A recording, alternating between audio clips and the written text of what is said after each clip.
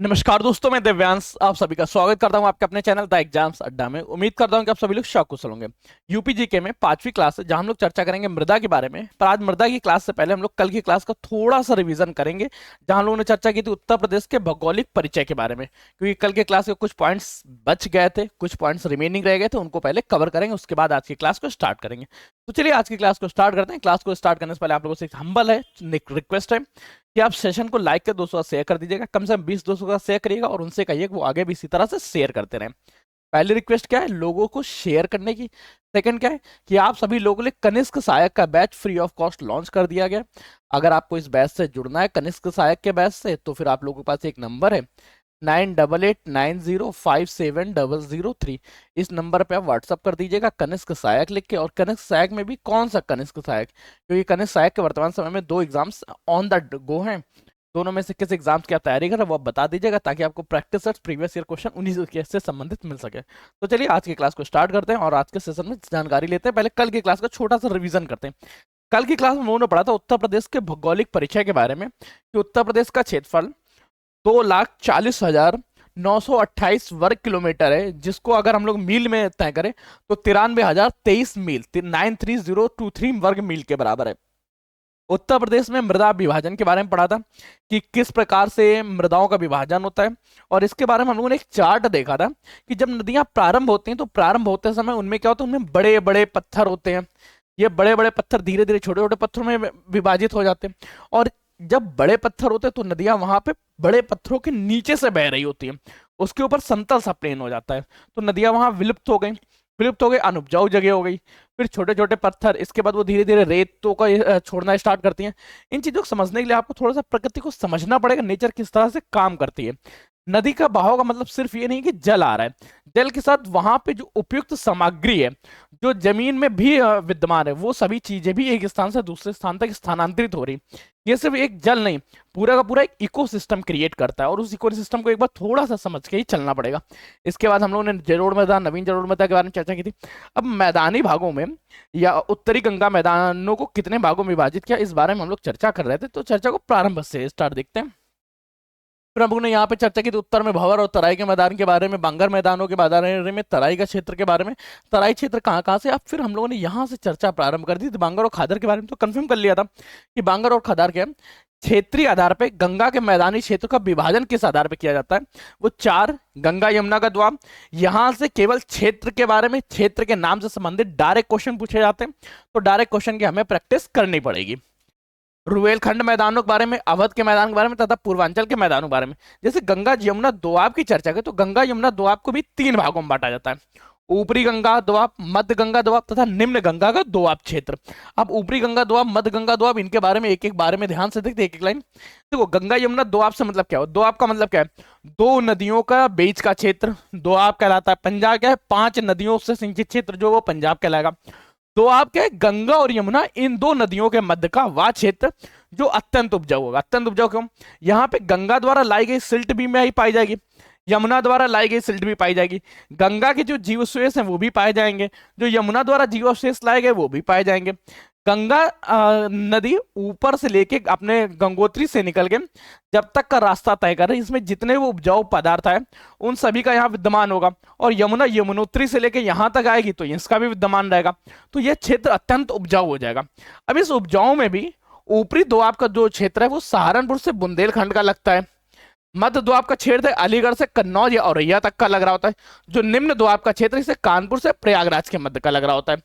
गंगा यमुना का वह क्षेत्र जो नदियों के मध्य का क्षेत्र है वह गंगा यमुना का दोआब कहलाता है। पश्चिम में शाहजहांपुर से, पूर्व में प्रयागराज तक ये फैला हुआ है। शाहजहांपुर से प्रयागराज के मध्य में कौन कौन से, इनके बारे में देख लीजिए।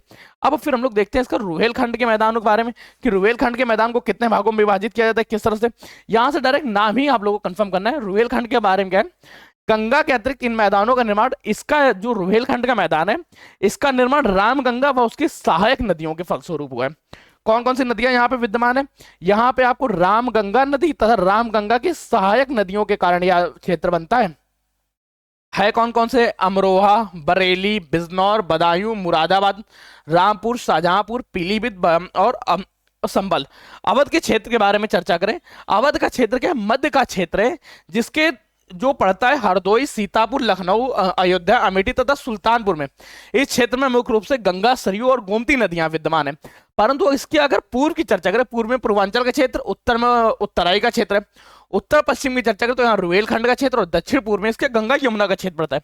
अगर पूर्वांचल क्षेत्रों की चर्चा करें, पूर्वांचल मैदान के बारे में देखें तो पूर्वांचल मैदानों का क्षेत्र फैला हुआ है राप्ती, रंगखादर और सरयू नदी के मध्य, और यह है जौनपुर, संत रविदास नगर, आजमगढ़, वाराणसी, बलिया, जौनपुर और गाजीपुर के मध्य फैला हुआ है। अब हम लोग चर्चा करेंगे उत्तर प्रदेश के पठारी क्षेत्रों के बारे में। पठारी क्षेत्र का मतलब क्या है? जहां पे बुंदेलखंड के मैदानी पठारों का ये विद्यमान रहेगा, जहां पे बुंदेलखंड के पठार पाए जाएंगे वहां पे हम लोग चर्चा करेंगे पठारी क्षेत्रों के बारे में। पठारी क्षेत्र क्या है? देखिए, अभी हम लोगों ने यूपी का जब मैप पढ़ा था तो यूपी के मैप में हम लोगों ने देखा था ये जो क्षेत्र पड़ता है, सॉरी क्या मैंने मैप बना दिया, इस क्षेत्र को पूरा का पूरा यहाँ पे पठार विद्यमान है। ये जो पठार है, ये पठारे का उत्तरी दिशा में पाया जाने वाला अवक्षेप है जो समतल धीरे धीरे तलहटी की ओर विद्यमान हो रहा होता है। यह पठारी क्षेत्र मध्य के मैदानी भागों के ठीक दक्षिण में स्थित है। इसे बुंदेलखंड का पठार भी कहते हैं। यह प्रायद्वीपीय भारत में और इसकी समान ऊंचाई 300 मीटर तक है। देखिए, समान ऊंचाई के साथ साथ आप लोगों को यह भी ध्यान रखना है कि कहीं कहीं पर इसकी ऊंचाई 600 मीटर तक भी पाई जाती है। ठीक, और ये क्षेत्र कौन कौन से क्षेत्रों को याद रखिए? झांसी, जालौन, हमीरपुर, महोबा, चित्रकूट, ललितपुर, बांदा, प्रयागराज।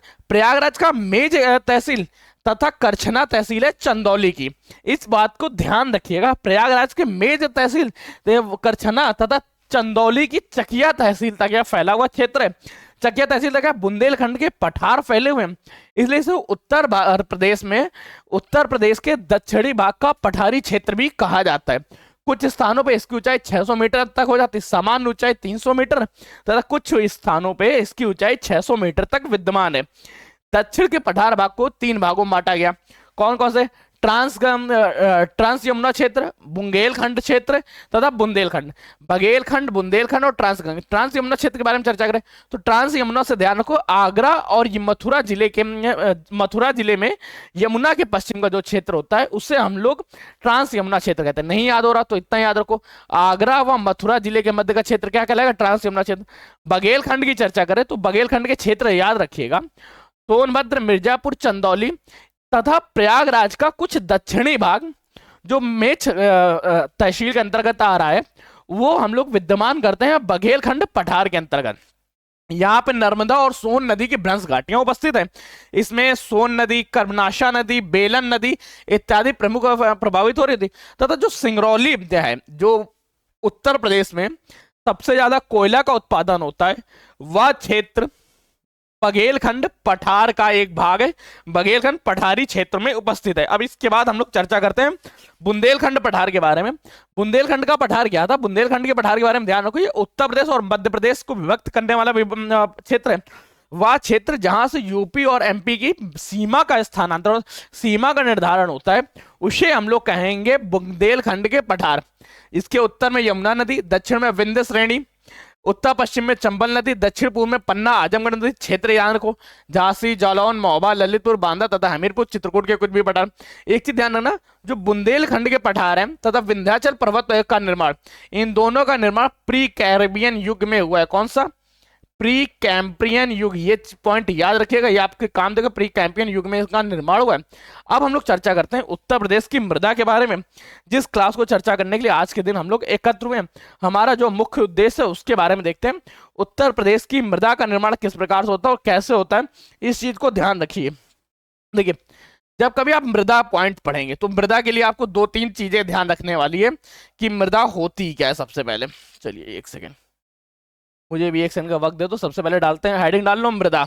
मृदा है क्या? भूपर्पटी की वह ऊपरी सतह जो पत्थरों के अवशेप, नदियों द्वारा लाई गई रेत तथा जीवाश्मों द्वारा उत्पन्न हुई है, उसे हम लोग मृदा कहते हैं। मृदा के अंतर्गत क्या है? देखिए, अभी तक जब हम लोग मिट्टी पढ़ रहे थे, जो हम लोगों ने अभी भौगोलिक विभाजन पढ़ा था, तो भौगोलिक विभाजन में सिर्फ हम लोगों ने ऊपरी लेयर के बारे में नहीं बल्कि कंप्लीट पृथ्वी के बारे में चर्चा की कि पृथ्वी को अगर अलग अलग भागों में काटा जाए तो उनमें से जो हिस्से उत्तर प्रदेश के हिस्से में आएंगे उनको कितने भागों में विभाजित किया जाता है। वहीं जब मृदा को पढ़ रहे होंगे तो मृदा में हम लोग पृथ्वी की ऊपरी सतह के बारे में चर्चा करेंगे। कौन से? पृथ्वी की ऊपरी भूपर्पटी सतह। कौन सी है? ऊपरी सतह और ये भूपर्पटी सतह। भूपर्पटी का मतलब क्या हुआ? ऊपरी जो क्रिस्टलिक लेयर है उसके बारे में केवल चर्चा करेंगे। इसका निर्माण होना एक बड़ी जटिल सी प्रक्रिया है, ध्यान रखना। ये जो कंप्लीट मृदा का निर्माण है, कंप्लीट मृदा के निर्माण की जो प्रक्रिया होती है इसे पेडोनोजेसिस कहते हैं। क्या? पेडेजेनेसिस। पेडेजेनेसिस याद रख लेना, इस तरह से लिख लेना बस, ठीक है।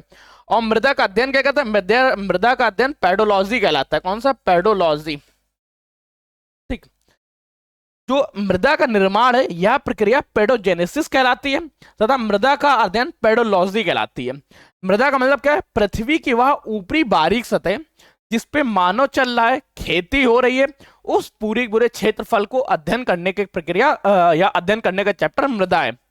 मृदा का निर्माण कैसे होता है? मृदा का निर्माण चट्टानों के अवक्षेपों से, नदियों द्वारा लाए गए रेतों द्वारा, जीवाश्मों के परिवर्तन के फलस्वरूप। कल के दिन कोई भी व्यक्ति मर जाएगा या हम लोग भी मरेंगे, तो वो जो पृथ्वी की ऊपरी सतह में विद्यमान रहेंगे वहां के उपजाऊपन के बारे में चर्चा करेंगे। वो सारी चर्चा है मृदा की। अच्छा, यूपी की मृदा के बारे में चर्चा कर रहे होंगे तो उत्तर प्रदेश की मृदा 6 भागों में मुख्य रूप से बांटी जाएगी। कौन कौन से 6? सबसे पहले रहेगा भंवर का क्षेत्र, भंवर व तराई का क्षेत्र, ठीक। थर्ड नंबर ध्यान रखो, जलोढ़ मृदा है। फोर्थ नंबर विंध्य पर्वतीय मृदा है, बुंदेलखंडी मृदा तथा अरावलिक मृदा। अब यहाँ पे बुंदेलखंडी मृदा को लाल मृदा तथा काली मृदा में, अरावली मृदा को लाल मृदा व भूरी रेत में तब्दील करेंगे। तो ये चेंजेस आगे पढ़ते हैं। अब स्टार्ट करते हैं आज के सेशन को और अपने डायरेक्ट उस पर चलते हैं जो हम लोग बोर्ड का यूज करते हैं। यहाँ से आप लोग देखते हैं मृदा के बारे में। लगता है ये क्लास भी 2 दिन में ही कंप्लीट करानी पड़ेगी। देखिए, अगर आप लोगों की डेट्स आ जाती तो मैं जल्दी जल्दी कंप्लीट करा दूंगा, भले ही एक दिन में 2-4 घंटे क्लास हो, पर अभी केवल एक एक पॉइंट को समझ के करते हैं। देखिए, उत्तर प्रदेश की मृदा क्या है? मृदा के बारे में अभी जैसे हम लोगों ने पढ़ा था, खनिजों व जैव पदार्थों के युक्त छोटे छोटे कणों से निर्मित भूपर्पटी की ऊपरी सतह मृदा कहलाती है। इसका निर्माण चट्टानों के विखंडन से, वनस्पतिक अवसादों से होता है। मृदा निर्माण की प्रक्रिया पेडोजेनेसिस तथा मृदा का अध्ययन पेडोलॉजी कहलाता है। मृदा के अगर वर्गीकरण की चर्चा करें तो अध्ययन की दृष्टि के आधार पर मृदा को मुख्य 6 भागों में तब्दील किया गया। इन 6 को देखिए। सबसे पहले क्या है? तराई की मृदा, भंवर व तराई की मृदा। जलोढ़ मृदा को 2 भागों में बांट दिया, खादर मृदा और बांगर मृदा। खादर और बांगर से भी कंफर्म हो गया होगा। वह क्षेत्र जो नदियों के द्वारा लाए गए सिल्ट या रेत द्वारा निर्मित हुआ है, जहां पे नदियां वर्तमान समय में भी आती हैं और लगातार बाढ़ आती रहती है, उसे कौन सी मृदा कहेंगे? और वह क्षेत्र जहां पे मृदा नहीं आती, जिसको पुरानी जलोढ़ के नाम से जानेंगे, उन्हें क्या कहेंगे? ये पॉइंट्स आप लोग को कंफर्म होगा। आप लोग तुरंत कमेंट करके बताइए कौन कौन से पॉइंट्स होने चाहिए यहाँ पे। फिर हम लोग चर्चा करेंगे विंध्य मृदा के बारे में। विंध्य मृदा को देखें तो विंध्य मृदा भी 2 प्रकार की होगी। दोनों मृदाएं कौन कौन सी, दोनों को ध्यान रखिए कौन कौन सी होने वाली है। फिर देखिए अरावली मृदा। अरावली मृदाओं के बारे में भी लाल रेती मृदा तथा भूरी रेती मृदा। आज हम लोग चर्चा करते हैं भंवर, तराई व जलोढ़ की मृदा के बारे में पढ़ते हैं और इसके बाद फिर सेशन को देखते हैं, क्योंकि समय थोड़ा सा अल्प पड़ रहा, पता नहीं क्यों। ठीक है, भंवर मृदा क्या है? अभी हम लोगों ने पढ़ा था इससे पहले की क्लास में।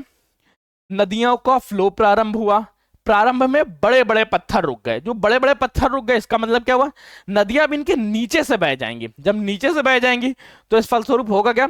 नदियां ऊपर दिख नहीं रही होंगी। जब सपोज बड़े बड़े पर्वत पत्थरों के बीच में छोटी छोटी नदियां बह रही हैं, तो इस वजह से नदियां यहाँ पे दृश्यमान नहीं रहेंगी। जब नदियां ही नहीं दिख रही हैं तो क्या पत्थर के ऊपर खेती करोगे तो क्षेत्र भी क्या हो गया? अनुपजाऊ। ध्यान रखो, हिमालयी नदियों के भारी निक्षेपों के बारे में या भारी पत्थरों के कारण से होता है। यह हिमालयी नदियों के भारी निक्षेप बड़े बड़े कंकड़ों पत्थरों से निर्मित होता है। इसकी स्थिति सहारनपुर व बिजनौर के पश्चिमी भाग में। यहाँ ज्यादातर झाड़ियां वन पाए जाते हैं, जल की मात्रा की कमी होती है, इनमें माइका युक्त व बलुआ पत्थर होते हैं। ठीक, और इनका उपजाऊपन क्या होगा? उपजाऊपन अत्यंत कम होगा। यहाँ पे उपजाऊपन ज्यादा नहीं पाया जाएगा। जब उपजाऊपन नहीं होता इसीलिए यहाँ पे झाड़ियां व वन पाए जाते हैं। अगर तराई मृदा की चर्चा करें, तराई मृदा क्या? भंवर क्षेत्र के दक्षिण में पाए जाने वाली मृदा का निक्षेपों का महीन कण है। जब थोड़ी सी आगे बढ़ी तो बड़े बड़े पत्थर तो रुक गए थे, तो उससे छोटे छोटे पत्थर रुकने लगे। देखिए, ये मत ध्यान रखना कि इस पॉइंट के जस्ट बाद तुरंत तराई स्टार्ट हो जाएगा। मृदा का धीरे धीरे क्रम परिवर्तित होगा, एक बार में फ्लो नहीं बदलता है। प्रकृति का विभाजन कभी भी सीमाओं को देख के नहीं होता। प्रकृति का विभाजन पहले हो चुका, उसके बाद हम लोगों ने सीमाएं निर्धारित की हैं सिर्फ अपने अध्ययन की दृष्टि के आधार पर। तराई का क्षेत्र क्या है, यह भंवर क्षेत्र के दक्षिण में पाई जाती है। यहाँ मृदा नदियों के निक्षेप व महीन कणों से मिलकर बनी होती है। स्थिति ध्यान रखो, हिमालय के तलहटी के संकरे व सहारनपुर व देवरिया तक पट्टी नुमा है। भू स्तर ऊंचा होगा। काप मृदा, कीचड़ मृदा, बालू से निर्मित होगी। इसका अन्य नाम है इसको दोमट मिट्टा, सिल्टा मृदा, करियल मृदा, ढनका मृदा। साथ में इन्हें उपजाऊपन अच्छा होगा। जब उपजाऊपन अच्छा होगा तो यहाँ पे खाद की जरूरत कम पड़ेगी, खाद की आवश्यकता कम पड़ेगी। इसके साथ ही साथ इनमें गन्ना इत्यादि फसलों का बहुत अच्छा उत्पादन होगा, गन्ना गेहूं का। अब यहां से थोड़ा सा आगे चलते हैं, जलोढ़ मृदा। जलोढ़ मृदा का मतलब क्या है? उत्तर प्रदेश का सबसे बड़ा मृदा समूह जलोढ़ मृदा से है। इसका क्षेत्र पूर्वी, पश्चिमी, मध्य, उत्तरी पूर्वी मैदानी क्षेत्रों में। निर्माण कैसे होता? गंगा व उसकी सहायक नदियों द्वारा लाई गई मिट्टी द्वारा। बाढ़ की स्थिति में मृदा की नई परत का निर्माण होता है। इसमें पोटास व चूना की प्रचुर मात्रा है। फास्फोरस व न्यूट्रिएंट व जीवाश्मों का अवशेष हो जाता, अभाव हो जाता है। जलोढ़ मृदा को दो वर्गों में बांटा जाता है, ध्यान रखो। जलोढ़ मृदा क्या? जब कंकड़ पत्थर भी रुक गए, अब क्या छोड़ने, वो सिल्ट या बालू ही छोड़ने लगेगी। बालू क्या? मृदा कहलाएगी। अब वो बालू छोड़ते छोड़ते एक ही स्थान पर लगातार सालों सालों सालों सालों बहती रहेगी, तो वो स्थान ऊंचा हो जाएगा। जब वो स्थान ऊंचा हो जाएगा तो नदी ने अपना राह थोड़ा सा बदल के बगल वाले रास्ते से होकर निकल गई। जिस क्रम में वो बगल वाले रास्ते से होकर जाती है, तो जो पुरानी जगह थी जहां पे अब नदी नहीं पहुंच जा रही, उसको हम लोग पुरानी जलोढ़ मृदा, तथा जहां पे नई मृदा पहुंच रही उससे हम लोग बोलेंगे नवीन जलोढ़ मृदा। इस तरह से इसको दो भाग विभाजित किया जाएगा। उन दोनों भागों को देखते हैं और उसके बाद क्लास को देखते हैं। जैसे खादर, कंछारी या नवीन जलोढ़ मृदा या जलोढ़ मृदा, बांगर मृदा। बारहनगर मृदा को हम लोग पुरानी जलोढ़ मृदा भी कहेंगे। क्या कहेंगे इसको? पुरानी जलोढ़ मृदा। तो ये पॉइंट और याद रखो, यहाँ क्या बोलेंगे इसे? पुरानी जलोढ़ मृदा। इनमें अलावा इस क्षेत्र में कुछ मात्रा में लवड़ी, छारी, मरुस्थलीय, भूड़ व काली मृदा भी पाई जाती है। अब खादर मृदा के बारे में पढ़ते हैं। क्या खादर मृदा क्या है? अभी देखिए, जहां पे नदी का जल पहले से विद्यमान है, नदी का जल पुरानी जलोढ़ मृदा इसलिए कि नदी द्वारा मिट्टी पहले लाई जा रही थी, परंतु अब नहीं लाई जाती, जिस फलस्वरूप, एक सेकंड, क्या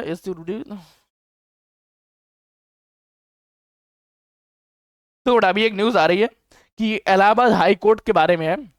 इलाहाबाद हाई कोर्ट में स्टेनो की जो परीक्षा है वो मार्च में संभावित है। ठीक, अभी फाइनल नहीं है, पर हाँ उम्मीद है कि जल्द से जल्द हो जाएगा, तो इस चीज को ध्यान रखिएगा। ठीक है,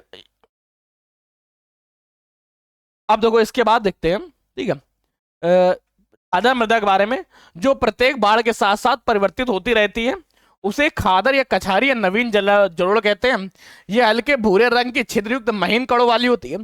बांगर की अपेक्षा अधिक जल धारण करती है, अधिक उर्वरक शक्ति होती है। यहाँ पे चूना, पोटास, कैल्शियम व जैव मात्रा पाई जाती है। पूर्व में इसकी स्थिति पूर्वी मैदानी क्षेत्रों में बलुआ, सिल्ट मैदान में। नहीं समझ में आ रहा? देखो, जब नवीन जलोढ़ मृदा है तो मतलब क्या हुई कि नदियां परिवर्तित होकर नए मार्ग से बह रही हैं। यहाँ पे लगातार नया नया जल आता रहता है। हर वर्ष बाढ़ आती है। बाढ़ के फलस्वरूप सिर्फ बाढ़ नहीं आती, वो अपने साथ उपजाऊ मृदा भी लेके आती है। जब उपजाऊ मृदा लेके आएगी तो इसका जो उपजाऊपन होगा, उपजाऊपन अधिक होगा। क्षेत्र आपको याद रखना पड़ेंगे, उत्तर प्रदेश के पश्चिमी, पूर्वी, उत्तरी मैदानी क्षेत्रों में। इसके अन्य नाम ध्यान रखो, बलुआ, सिल्ट, बलुआ, दोमट, मटियारी, मटियारी सिल्ट इत्यादि। बांगर की अपेक्षा अधिक जल धारण करने की इनमें क्षमता होती है। इनकी उर्वरा शक्ति अधिक होती है। इनमें पोटास, चूना, मैग्नीशियम व जैव लवण की मात्रा पाई जाती है। ये बाढ़ के साथ प्रतिवर्ष परिवर्तित होती रहती है। बांगर के साथ अगर हम लोग खादर के साथ बांगर की चर्चा करें, बांगर का मतलब क्या है? गंगा यमुना का ही क्षेत्र है, परंतु यहां पर अब नदियां नहीं पहुंच पाती। ये पहले नदियां आती थी, पहले बाढ़ में ये निर्मित हुई मृदा है। अब जब पहले आई थी, लोगों ने वहां फसल उगाने लगे, लोग वहां खेती करने लगे, निवास करने लगे, तो धीरे धीरे ये मृदा अनुपजाऊ हो गई। वैसे तो उपजाऊ है, परंतु ये खादर की अपेक्षा कम उपजाऊ है। इसका जो क्षेत्र अपेक्षाकृत ऊंचे क्षेत्र हो जाते हैं। ऊंचे क्षेत्र क्यों? नदियां प्रतिवर्ष इनमें नदियां प्रतिवर्ष इसमें सिल्ट डालती रहती हैं, सिल्ट या बालू, रेत डालती रहती हैं, जिसके फलस्वरूप ये स्थल ऊंचे हो गए। नाइट्रोजन व फास्फोरस की कमी, उर्वरा शक्ति खादर की अपेक्षा कम होती। मिट्टी परिपक्व व अधिक गहरी होती। गंगा यमुना के मैदानी क्षेत्रों में पाया जाता है। इनमें बाढ़ का जल नहीं पहुंच पाता। इनके अन्य नामों को याद रखिए, अपरहार मृदा, मटियारी मृदा, बलुई दोमट मृदा इत्यादि। इसका उपजाऊपन क्या होगा? इसका उपजाऊपन कुछ हद तक कम होगा। इसी के साथ भूण मृदा, इसी क्षेत्र में एक बालुई मिट्टी भी पाई जाती जो 10 से 20 फीट ऊंचे टीलों को भूण मृदा कहते हैं। यह मृदा हल्की मोटी दोमट मिट्टी होती है भूण मृदा के बारे में, ये पॉइंट ध्यान रखिएगा। अब आज के सेशन को यहीं तक रखते हैं। कल के दिन हम लोग चर्चा करेंगे लवड़ी व क्षारीय मृदा के बारे में, लवण व क्षार के बारे में। अम्ल और एसिड वाली क्लास से ध्यान रख लीजिएगा क्या होता है, उसके बारे में इसको डिटेल से कल देखेंगे।